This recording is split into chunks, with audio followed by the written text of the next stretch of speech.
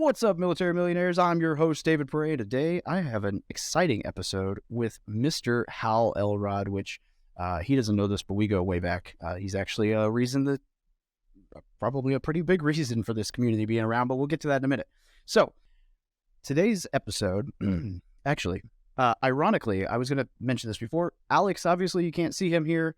Alex, the co-host, is not on this show today, ironically, because he's running around Austin right now with a camera, working for Brandon Turner, filming a podcast, which Hal is going to be a guest on here in like 3 hours, which is kind of funny that he had to miss this show because he's filming another show that, anyway. At least he gets to do one show with me today.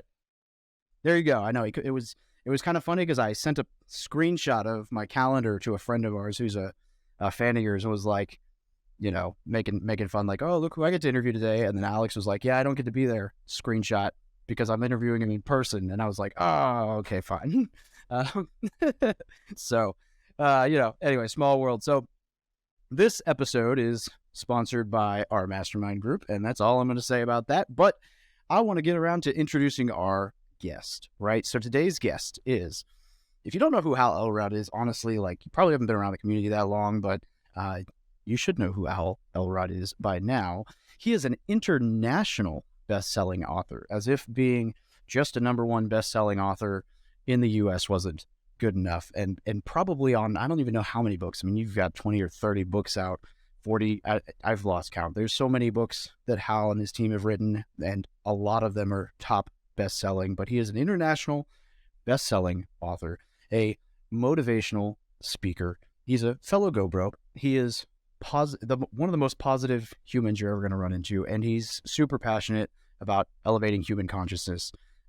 So, Hal, welcome to the show. David, it is a pleasure, man. And the Military Millionaires community, thanks for listening, and let's make this our best podcast ever. I am all for that. Yeah, I'm super stoked to be doing this and to have you on the show. This is going to be a lot of fun. And today we're going to talk about, so as much as we, all those cool accolades and everything sounds great, things weren't always smooth sailing for you. And I think that's, hearing you talk in the past, like, it's like a blessing in disguise, right? You took and have taken some hits along the way, and you've turned them into some really inspirational stories for a lot of people. And we're going to dig in that. But before we do, I kind of hinted at this before. And so we're going to try something that I have no idea if this is going to work. This could be a massive tech glitch for everybody, but we're going to try something live that I've never done before. And we're going to hope it works. And I wanted to show you something that I share every year on my Facebook that I think is kind of cool. So for the audience, for those listening, you won't get to see this. If you're watching this on video, you'll get to see it. I'm going to share my screen. This is the second video that ever went live on my YouTube channel. It's 81 seconds long. And I just think it's kind of cool. Don't judge the quality of anything. Like I said, it's the second video of like 800 that have ever gone live on my channel. But I just thought this would be a cool way to start off the show with you. I'm excited, man. I don't know if I'm more excited to see the video or if you can actually show the video. It's like a tie. I know. We're going to find out. If I can pull this off, it'll be great. Maybe. If it actually works, right? It'd be great. Oh, I'm seeing the screen share. Here we go. As long as we can hear the audio, that's all. I hear the audio. Quick recap of February. Read the book Miracle Morning by Hal Elrod, and decided to give it a shot. Wake up at 4 a.m. every day for the last month and a half to spend some time in silence, some affirmations, visualizations, exercise, reading, and scribing or journaling, as he discussed in his Sabers. And set a bunch of goals and basically met them all. For the last month, I recorded, edited, and published my first course on Udemy, about a 2-hour course on the basics of real estate investing. Built a website, Facebook, Instagram for the business, from military to millionaire. Learned a lot about editing and website development, building courses and recording. Got some traffic, gained some followers. We closed on a 10-unit apartment complex yesterday, on the 28th of February. Finished reading this book, the one I was talking about. This book, 3 more on Audible. And basically learned a lot, hit every goal we had an awesome month. Really look forward to what March has in store. Basic thing to take away from all of this is just get out there and take action. good stuff will happen when you start roaming. You'll move. Get out there. What I loved is that your message there at the end, just get out there and just take action, imperfect action. You were literally doing that, right? Your second YouTube video, it's the worst video ever. That's all right. I mean, the only thing that was really missing for me was the beard. You really, lack of facial hair was kind of disturbing, but other than that, it was good. Yeah. But, it's like, I might have, I mean, as you heard in the video, right? Like that was the first month I heard about your book. I read your book. I had just started implementing. That was the first time in my life I'd ever started waking up at 4 a.m. and reading books in the morning and started journaling. I have been journaling in the morning. I'd like to say every day, but obviously would be a complete falsity, but very consistently ever since. How many years ago was that video? 5. You read The Miracle Morning 5 years ago, and then was that part of you getting online and doing that stuff? Or it was right around the same. So Brandon was over at my house for dinner one night, and I was trying to learn. I asked him a question about writing a book, and he was like, start a blog. And I was like, what do I write about? He's like, document your journey in real estate by, as a military dude. Not a lot of people are doing that. And it was like, as I was reading your book, he's telling me that, and I was like, it just kind of all like same month. But your book was right. In fact, I actually don't believe that I had started journaling before reading your book, or writing like gratitude out or any of that. And I definitely hadn't started waking up at 4 a.m. before running with my platoon in the morning. Real quick, and David, I want to just clear up for anybody listening, the Miracle Morning doesn't have to start at 4 a.m. And the reason I'm saying that is because when I did my Miracle Morning, I used to wake up at 3:30. I still do, but 3:30 a.m. And so I'd always post on social media up at 3:30 a.m. for my Miracle Morning, right? And I would always talk about it and post about it. And it was a total blind spot that one day a friend of mine goes, Hal, people think that the Miracle Morning is literally starting at 3:30 a.m. And I was like, what? She goes, yeah, because that's all you talk about. She's like, you need to tell them they could do it at 7 a.m. or 6 a.m. or just like a little earlier than they wake up. So like ever since then, I've been like hypersensitive to going, oh yeah, you don't have to do it. In fact, in the new, I'm doing a new edition of the book that'll come out in about a year. But I actually say in there, I go, this isn't the 5 a.m. club. Like you can do this at any time, I mean, yeah, if you're working the night shift, you might start your Miracle Morning at 2 p.m., who knows, but yeah. Admittedly, there is something really nice about waking up when the world's still... Oh, totally. Yeah. When it's still dark outside, there's something very empowering about that. Yeah, absolutely. I love it. Getting the journal done and everything done, and then the family wakes up is a pretty nice. And ruin your whole day.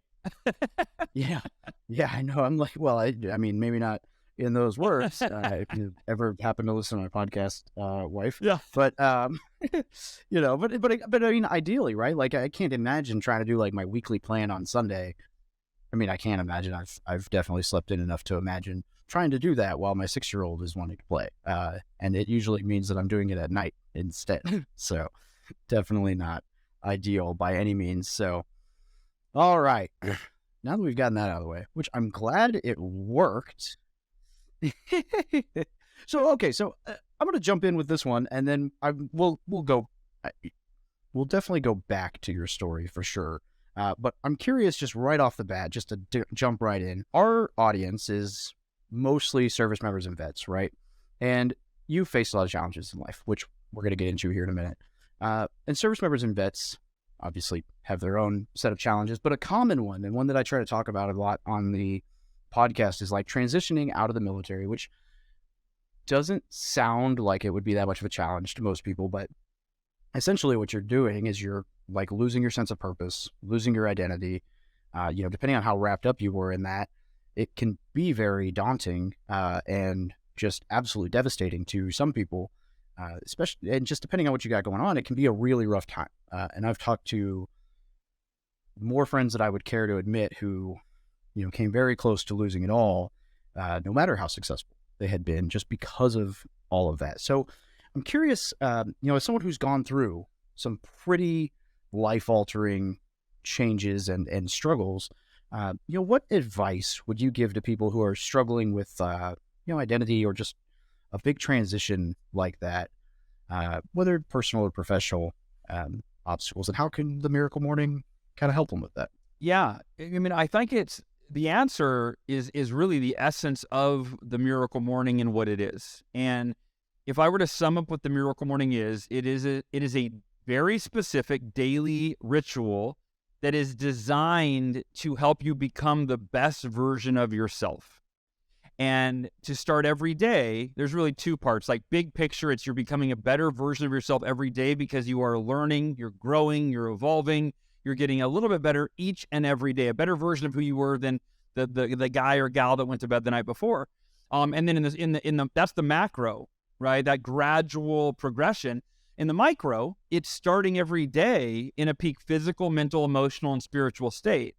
So that when you start the day in the best possible way, you're happier, you're more motivated, you have more clarity. So you actually, you feel better, and then you create a better day. Specific though, to your question, is if you're making a transition out of the military, and I've never been in the military, but I have had a lot of readers say you should write a Miracle Morning for veterans because there are so many military folks like yourself, David, that have read the Miracle Morning and used it to make that transition so much more effective. And here's my thought is that like when 2020 hit, the pandemic, right? Or pandemic with an L in the middle, depending on how you think about it, right? But yeah, whatever. But it is, who knows? So with the pandemic hit, though, well, here's the thing: when we focus on that which is out of our control, we feel out of control, and when we feel out of control, and we experience anxiety, depression, and the extreme version of that is post-traumatic stress disorder, which I was diagnosed with in 2020, and we can circle back to why that was. But what I realized when 2020 hit, and as a leader of, I lead this Miracle Morning community, there's millions of Miracle Morning readers and practitioners. And so I'm always asking like, okay, how can I lead by example? And I asked, okay, there's this pandemic going on in the world. Nobody, at that time, nobody knew what the heck was going on, right? And there's this collective fear and anxiety that's kind of blanketing not just the country, but the world, because it was this global pandemic. And what I realize is that when we focus on that which is out of our control, we feel out of control. And so I asked myself, what should I be focusing on right now? And what should I be encouraging the people that I lead, the people that I love to focus on? And the simplest high-level answer to that is, well, if when we focus on that which is out of our control, we feel out of control, which leads to anxiety, stress, and depression, then we should focus on only what's in our control. And if you really look at what is in my control, the answer is you. The only thing that's in your control is what you focus on and what you do, and that's it. And so for me, I doubled down my Miracle Morning. I went, I'm going to dedicate time every day to my, meditation, affirmations, visualization, exercise, reading, journaling. Like I'm going to go all in on, first and foremost, my mental health. Right? Because our mental health, I feel it's become this crisis because, again, it's collective stress and anxiety and fear that we're all facing. So first and foremost, our mental health is what affects everything else, right? If your mental health isn't in order, and mental health, that's your level of stress and your general mental and emotional well-being, right? So on and so forth. But that's the answer, is that when you're transitioning out of the military, focus on a daily practice, like obviously we're talking about the Miracle Morning, but that enables you to start every day in a peak physical, mental, emotional, and spiritual state that enables you to learn, grow, evolve, and show up every single day at your best for those you love and those you lead. And if you do that, then when you leave the military, you might not know exactly what the next step is, right? I'd imagine if people listen to this podcast, real estate investing is probably up on the top of the list, right? But if you're focusing on optimizing yourself every day and being the best version of yourself, you're going to gain clarity as to the next step in your life much faster.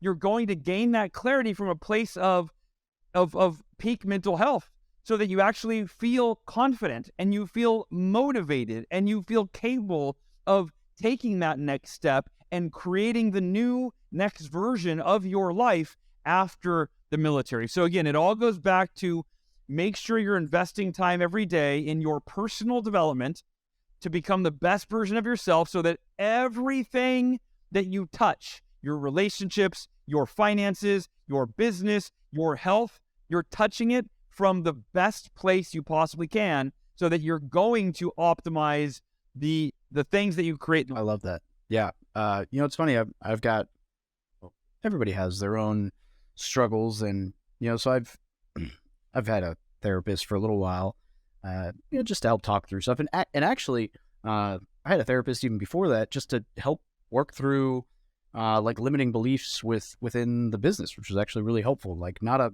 business coach, although I've had those, and that was very helpful, but just to like talk through, like, why the heck do I feel like X when Y happens within, which is really beneficial. But one of the things that she was telling me the other day was very similar, right? It was like, dude, like, you can't control what that person does or does not do.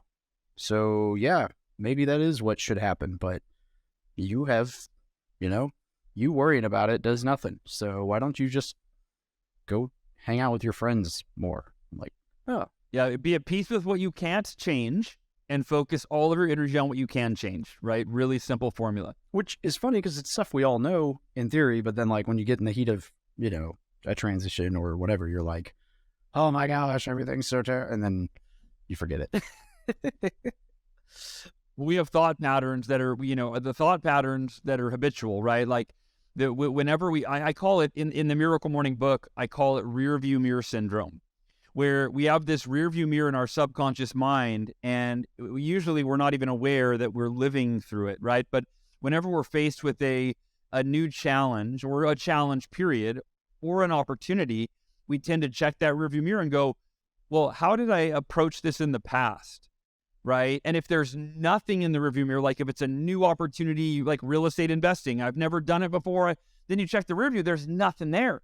So therefore, now you have no confidence, because you go, I've never done anything like this before.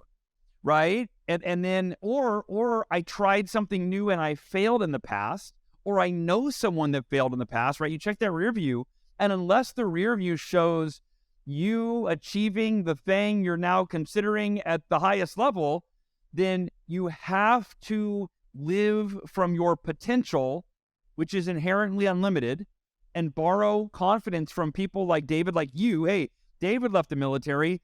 David started investing in real estate. David's making money. David's got a podcast. David's successful. If he can do it, so can I. And we have to take that rearview mirror. We got to flip it up and go, no, I'm not going to live in the past. I'm not going to base who I am now on who I was, because that's what most of us do. We make our choices now based on who we were in the past, as opposed to who we could become, right? And to me, the Miracle Morning is every day when you're focused on who you can become through the 6 practices of the Miracle Morning, right? That gives you confidence to live into your potential rather than living from your past. And just for the audience listening, since Alex is not on this show to take the perfect opportunity for a jab there, I'll do it for him. Yes, if I can invest in real estate, all of you will be just fine. And I think that's a great, just a great concept, and also probably a good segue talking about the rearview mirror to roll right back to where all this began and go and tell a little bit more about your story. Yeah, the way I usually frame it is as a rock bottoms, if you will. Like, I think we've all experienced rock bottoms in our life, and the way I define a rock bottom is it's any moment of adversity or a time period in your life where you're facing such difficulty that you question everything. You question your own sanity. You question your capabilities. You might question God, right? If you're spiritual or religious, go, God, how could this happen to me? Like, I don't deserve this, right? And rock bottoms are relative to each person. So to me, there's no judgment of like, well, what I've been through is worse than you, or what he's been through is worse than she. Like, if you ever had your heart broken when you were in junior high school, like that was a rock bottom, and it felt like the end of the world, right? Most of us have been there where you're like, oh my God, we were supposed to go to the dance together, and I can't believe she broke up with me, and now she likes Tom, and Tom's such a jerk, and right? Like, but like your life is over. So at that moment in your life, while looking back now, we'd go, dude, it's a junior high crush. It's not a big deal.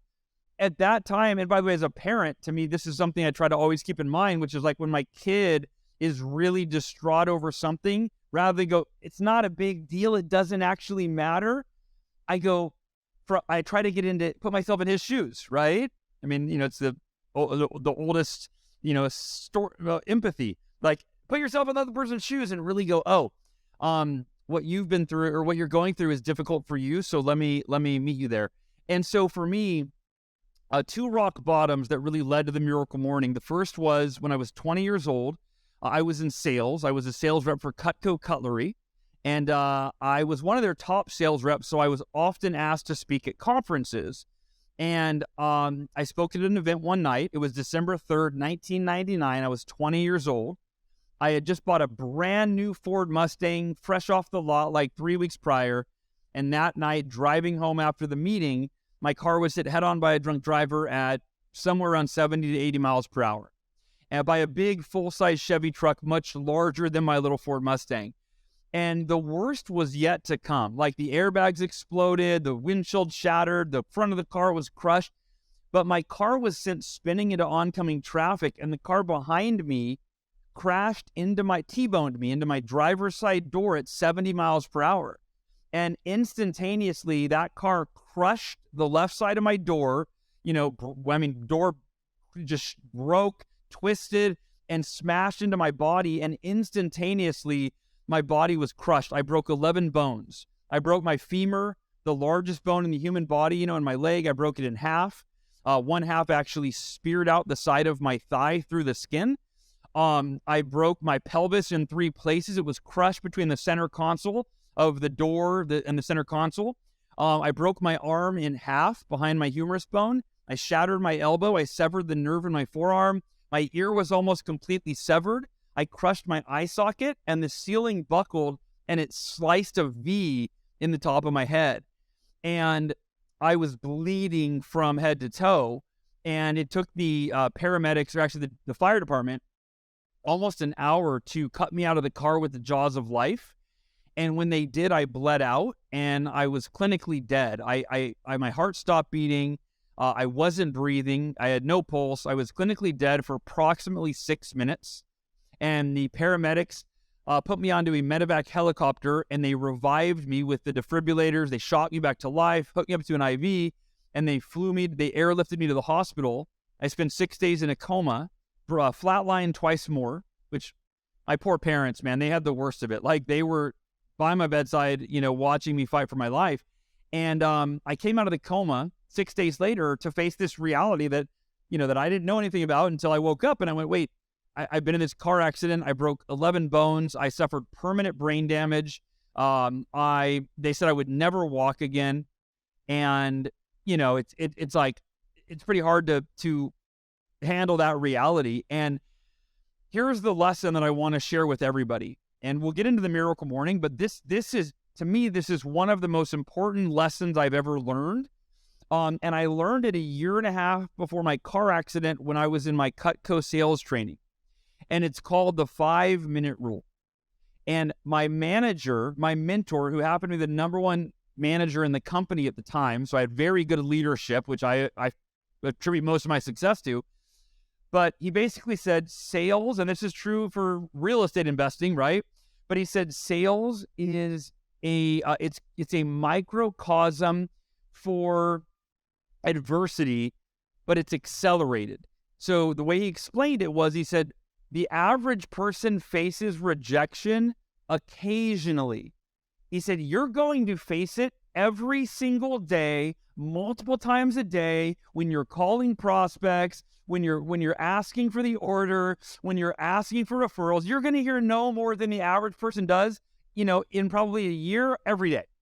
So he said, you need a strategy to be able to deal with the adversity, the challenges, the failure, the rejection, etc. So he said, when something happens, once it's happened, you can't go back in time and change it. So there's no point in wishing that it didn't happen. He said, the 5-minute rule states that you set your timer for 5 minutes whenever something goes wrong. And this is applicable not just to sales, but as you'll hear in a minute here, my car accident and being told I would never walk again. He said, when the timer goes for 5 minutes, you get 5 minutes to bitch, moan, complain, cry, vent, punch a wall, feel, don't suppress your emotion and just be like, everything's okay, everything's okay. No, feel it fully. And he said, but when the timer goes off after 5 minutes, you say 3 very powerful words. Can't change it. It's a simple acknowledgement that I can't change it. Whether it happened 5 minutes ago, 5 days ago, 5 months ago, or 5 decades ago, I can't change it. Now, maybe I can do something now to change it moving forward, but there's no point in dwelling on something that's in the past and has already happened. So he said, you say, can't change it. You take a deep breath and you realize, okay, I can't change it. So there's no point in feeling sorry for myself or continuing to be angry or upset. And this applies to everything. My marriage, the 5-minute rule saves me when my wife and I are in an argument or a conflict or she does something that upsets me, rather than dwelling on it for hours or letting it ruin our entire day or days or weeks, right? I give myself 5 minutes. I feel upset and I go, I can't change it. This happened 5 minutes ago. What do I want? And that's the question after can't change it. What do I want moving forward? And it goes back to focusing on what's in your control. What is in my control? And so I came out of the coma. I had to face this reality. Now, to be honest, it took more than 5 minutes because it took me a few days to process what in the hell's going on. What's my life going to be like? I'm in a wheelchair the rest of my life. What does that mean I can't do that I thought I could do, right? And a few days go by, actually 2 weeks went by, brain damage. And my dad comes in, he says, Hal, the doctors are concerned. I said, what do you mean? He said, they called me and your mom in today and they gave us an update on your condition and they believe that you're in denial over what's happened to you. I said, why? What do you mean? He said, well, they told us that you're always smiling and laughing and joking and making them laugh. And they said that's not normal for anyone, let alone a 20-year-old that's been in the kind of accident you've been, has all these broken bones, obviously scarring. At that point, they thought I'd be blind in my left eye because I had a bandage over my left eye and the eye socket was broken. They thought I'd be blind. And they said, it's not normal for you to be all happy-go-lucky, so they believe that you're in denial. They said you should be sad, scared, angry, and or depressed. And they wanted me and your mom to talk to you and get to the bottom of how you're really feeling. He said, Hal, it's okay to feel sad, scared, angry, and depressed. Let's talk about it. And I'm looking at my dad, and I mean, he's like holding back tears. This is a very serious, he's watching his son fight for his life, and it is harder for him than me. And I really went inside, and mentally I thought, okay, am I in denial? Am I really scared or depressed or angry? And I considered it, and then I looked at my dad. I thought, Dad, I thought you knew me better than that. And he said, what do you mean? I said, I live my life by the 5-minute rule. It's been 2 weeks since the car accident. I've had my time to be afraid and scared, all those things you mentioned. I go, I don't see any value in living in that state over something I can't change. I said, look, I was in a car accident. I can't change that. I broke 11 bones. I can't change that. I have no short-term memory and I can't change that. But I can choose my mental and emotional state. And I don't want to be scared or sad or angry or depressed. I don't see any value in that. So I'm choosing to be the happiest and the most grateful I have ever been while I endure the most difficult time in my life. And if you're listening to this right now or you're watching this, I want you to really consider that for yourself.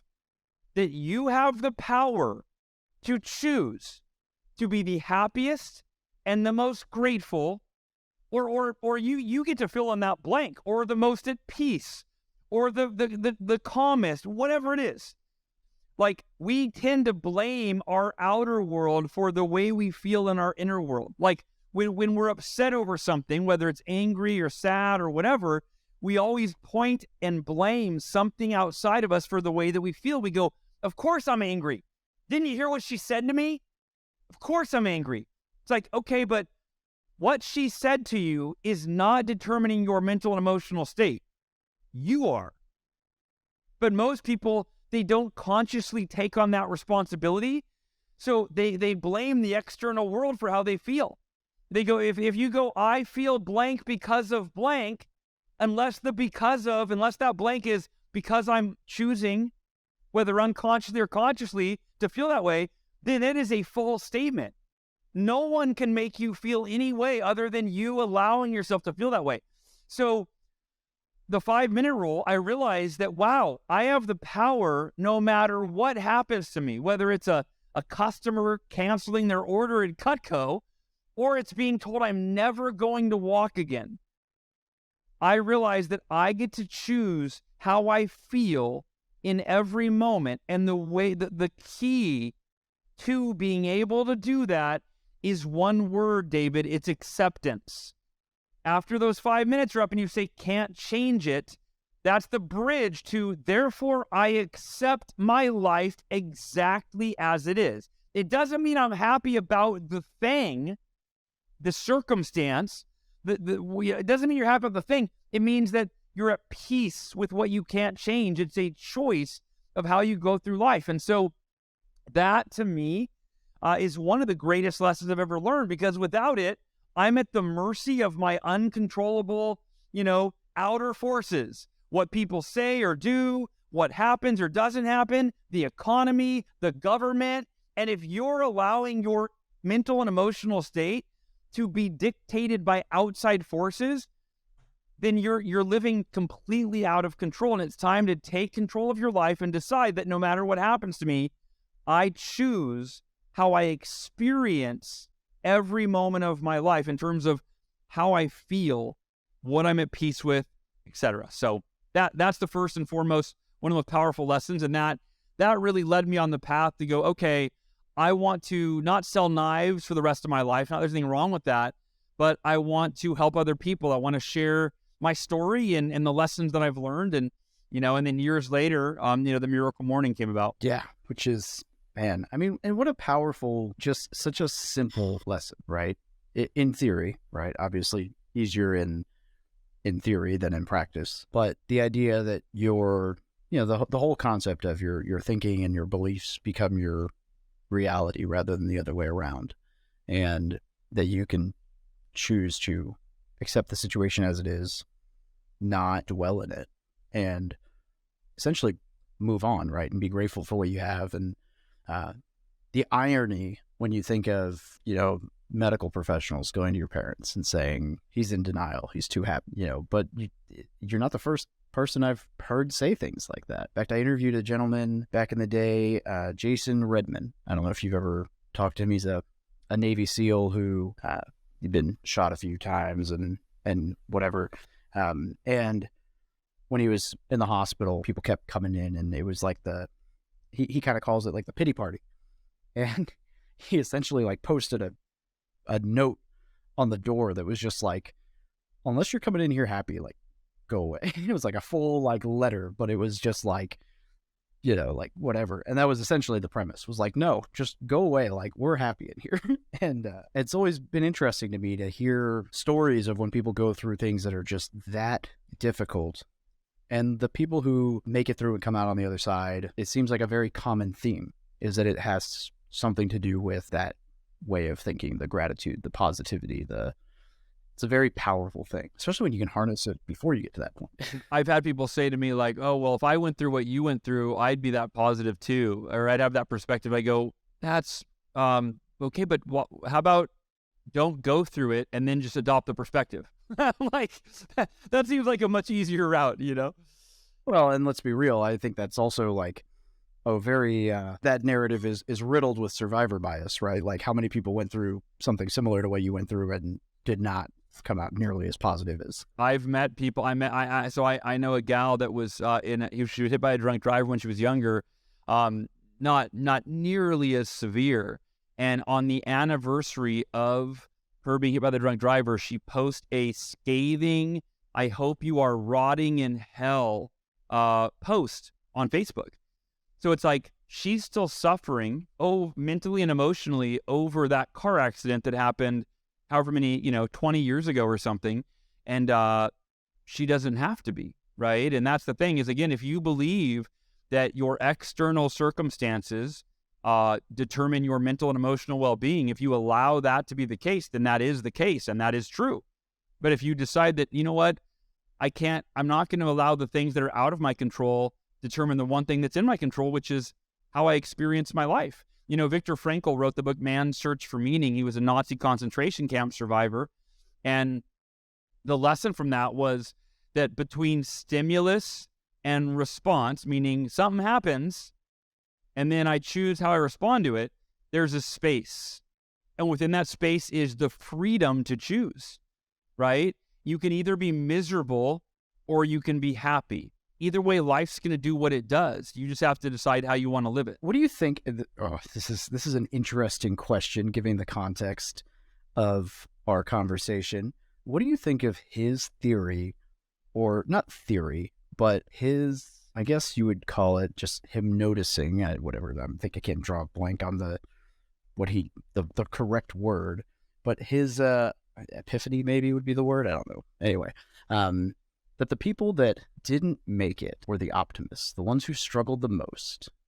I always found that to be a very fascinating observation's the word that I was going for. But that was one of the things that I found very, that like conflicted so much with what I believe fundamentally, because I would consider myself to, like, although I complain just like everyone else in the world, but I would consider myself generally to have a somewhat optimistic nature and probably too trusting in people. But man, like, it's a very interesting observation, given that he also believes, like what you just said, where, you can choose to be happy or you can choose to not be happy. But yeah, here's what I think it is that, and that's I'm glad you asked that. That is really interesting, right? Is that he said the people that were super optimistic, everything's going to be great, were the ones that didn't make it because they couldn't handle when it wasn't great. And so to me, it's about being able to hold space for both, for all possibilities at the same time. So the way in fact, that same conversation with my dad in the hospital, I said, Dad, if I'm in a wheelchair for the rest of my life, if the doctors are right, I've already thought about it. I've visualized it. And I imagine I will be the happiest, most grateful person you've ever seen in a wheelchair. So I said, but I'm not willing to accept that until I'm proven. Like, it's too early for that to be the only option. What if they're wrong? How can they know what they don't know? Who knows? I said, so I am simultaneously accepting the worst case scenario and I'm totally at peace with it. Right? So the optimist would have been like, I'm going to walk again for sure, no matter what. There's no other option. And then if they didn't, they would have just been destroyed and shattered. For me, it's like, well, no, if I'm in a wheelchair the rest of my life, I'm going to be happy.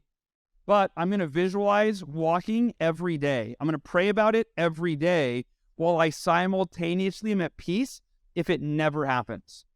And so I think that's where we want to get to, is where we can be at peace no matter what happens. So it's being an optimist while you're at peace with all scenarios, right? So it's holding both of those. Yeah, that's a really good theory.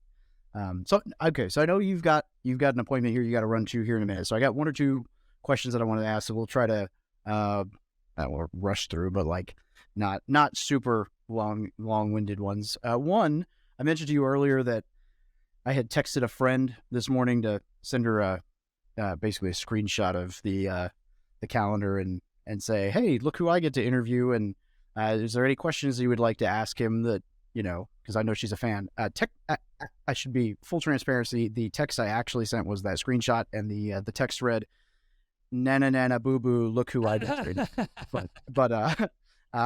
but so a shout out to Shelby. But she hit me with a question that I didn't expect, which actually kind of interesting, just because it's totally not related to what we talk about. She was just curious, as part of your routine, what does your diet like? Food, nutrition? Are you a very strict, nutrition guy? So strict. Fit into savers. Okay. But I only eat things that I love the taste of. So here's the way that it works. I was vegan in like my 20s. I tried that. I got cancer 5-6 years ago, and I was given a 20 to 30% chance of surviving. And so then I examined, okay, I thought I ate really healthy. What might have caused my cancer? And I evaluated diet and sleep and, supplements that I've taken, which, in my 20s, I took a lot of GNC supplements that are not healthy in any way. It got red dye 40 and blue dye and yellow, all this crap. But so now, basically, I am organic vegan by day and paleo by night.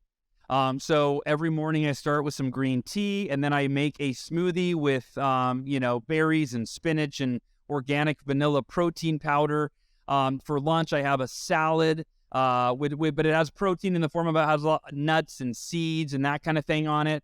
And then for dinner, I have whatever my wife makes typically, which usually is, grass-fed steak or pasture-raised chicken or some wild-caught salmon, that kind of thing. So yeah, but it's a very clean diet in terms of what I won't put in my body. I won't put pesticides. I won't put sugar. I won't or very minimally. So I won't eat out at very many restaurants because seed oils are inflammatory, which causes all sorts of disease, including cancer. And I'd say 99.9% of restaurants use seed oils as well as, pesticides in their vegetables, etc. So there's literally 3 restaurants in Austin that I can eat at that I've called all the restaurants. These 3 actually are legitimately clean ingredients. So yeah, so that's the answer for her for sure. Interesting. But best of both worlds. You get vegan and also still steak and salmon. That's pretty cool. I don't know if you've ever sat down and talked in detail with Gabe Hamill, but it sounds like the two of you would get along pretty well food wise. Nice. I have not. He's been, I think, vegan for 20 years. He's the fittest go-abundance dude I've ever met, or person probably.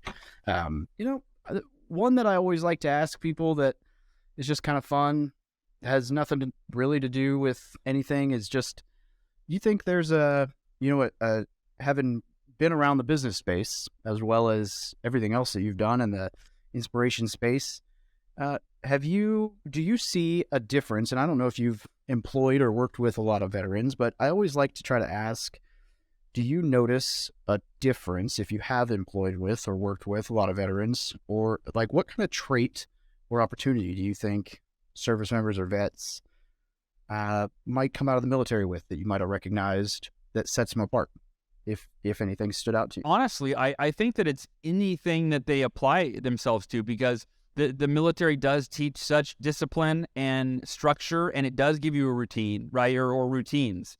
And to me, that has been the key to my success, is identifying what are the rituals and routines that I need to be successful. The Miracle Morning is a foundational ritual, right? And that's the only one I wrote a book about, because it's been the most effective and universally applicable ritual to my life. But when I was in sales, I committed to make 20 calls a day, regardless of, basically my secret to sales success was commit to the process of my daily phone calls without being emotionally attached to my results, because I know the averages will work out. And you can apply that to real estate, you can apply it to anything, right? If you put in the effort consistently, 20 reps, 20 calls, 20, whatever it is, right, then you're going to see results over an extended period of time. And so to me, anything that you do as a veteran, just think of it in terms of, okay, what are the rituals and routines that I need to put in place that will enable me to be successful? So with real estate, it would first be, I need to spend an hour a day learning. I'm going to invest an hour a day on learning real estate, right? Maybe it's an hour a day on learning and an hour a day applying what you learn. But putting those recurring rituals in your schedule, as relatively simple as that is, it literally is the secret to success. Because if you dedicate that time consistently, you're going to keep making progress, and eventually get where you want to go. I love it. Yeah, I think consistency, discipline, great. Anything that we missed, and then where can people get a hold of you? Yeah, the Miracle Morning is, if you're listening to this, the Miracle Morning has been the most life-changing practice that I've ever implemented, and obviously I've shared it with, millions of people do it around the world. There is a free movie, the Miracle Morning documentary. There is a free app which you can download on your phone, and then the book is on Amazon. It's a it's a $15 book or $20 or whatever it is. But if you go to miraclemorning.com, you can get access to the free movie. You can get access to the free app, and then you can see what the Miracle Morning book is there as well. And there's actually the Miracle Morning for Real Estate Agents is another one of the books in the series. The Miracle Morning for salespeople, Miracle Morning for parents and families, Miracle Morning for addiction recovery. So there's about 14 books in the series. But I always encourage people to start with the free stuff. Like the first thing, if you've never seen the Miracle Morning documentary, it is a profound movie. It's got a 4.8 or 4.7 out of 5 stars on Amazon Prime. And again, you can watch it free at miraclemorning.com. Yeah, and if you, just in case you somehow missed the video I shared at the very beginning, you guys can probably tell I'm a huge fan of the Miracle Morning and have been doing it for quite some time now. And I'd like to think that I'm at least somewhat of a representation of success from it. Heck yeah, David. Thank you for leading by example, brother. Hal, thank you so much for joining me. This has been a pleasure. I've been following along for a while, and I'm a big fan, and it's nice to finally connect and have you on the show. So thank you very much. Thank you. And Shelby Nana Boo Boo.